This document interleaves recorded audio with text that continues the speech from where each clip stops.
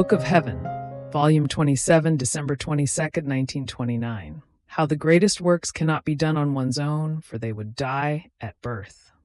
The three prisons of Jesus, the two mamas.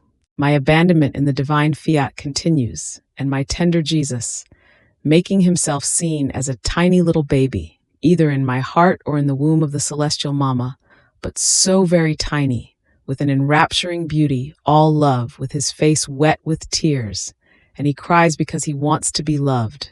Sighing, tells me, Why am I not loved?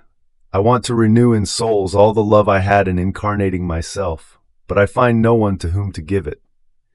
In incarnating myself, I found my Queen Mama, who gave me the field to pour out my love and to receive in her maternal heart all the love that creatures rejected from me. She was the depository of my rejected love, the sweet company of my pains, her ardent love that dried my tears. The greatest works cannot be done on one's own, but two or three at least are needed as depositories and nourishment of the work itself. Without nourishment, works cannot have life. There is the danger that they might die at birth. This is so true that in creation, there were the three of us, divine persons, in creating it, and then we made man as the depository of our work.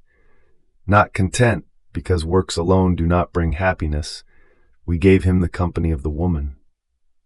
In the incarnation, the three divine persons were concurring, and in my company, or rather, they were inseparable from me, with the addition of the celestial queen, and she herself was the divine depository of all the goods of the incarnation.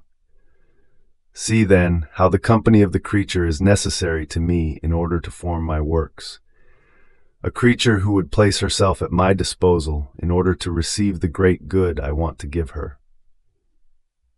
So do you want to be my second mama?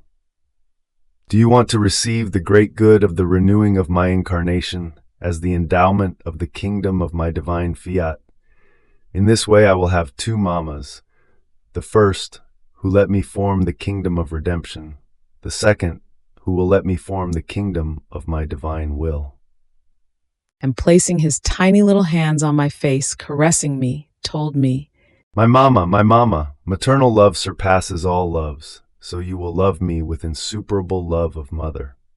After this, he kept silent, wanting to be rocked in my arms, and then he added, my daughter, now you must know the excess of my love, where it led me. In descending from heaven to earth, it led me into a most narrow and dark prison, which was the womb of my mama. But my love was not content. Within this very prison it formed for me another jail, which was my humanity, which jailed my divinity. The first prison lasted 9 months for me. The second prison of my humanity lasted for me as many as 33 years. But my love did not stop. Toward the end of the prison of my humanity, it formed for me the prison of the Eucharist, the smallest of prisons, a little host in which it imprisoned me, humanity and divinity, and I would have content myself with being there as though dead, letting not one breath, not a movement, nor a heartbeat be heard, and not for a few years, but until the consummation of centuries. So I went from prison to prison. They are inseparable from me.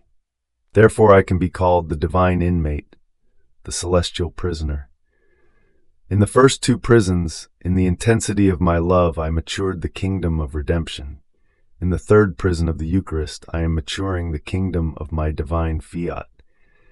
And this is why I called you to the prison of your bed, so that, together, both of us prisoners, in our solitude, bonding together, we may make the good of the kingdom of my will mature. If a mama was necessary to me for redemption, so also do I need a mama for the kingdom of my fiat, and my demanding love wanted this mother as imprisoned, so as to keep her at my disposal.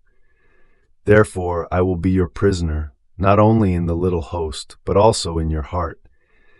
And you will be my dear prisoner, all intent on listening to me and on breaking the loneliness of my long imprisonment. And even though we are prisoners, we will be happy, because we will mature the kingdom of the divine will to give it to creatures.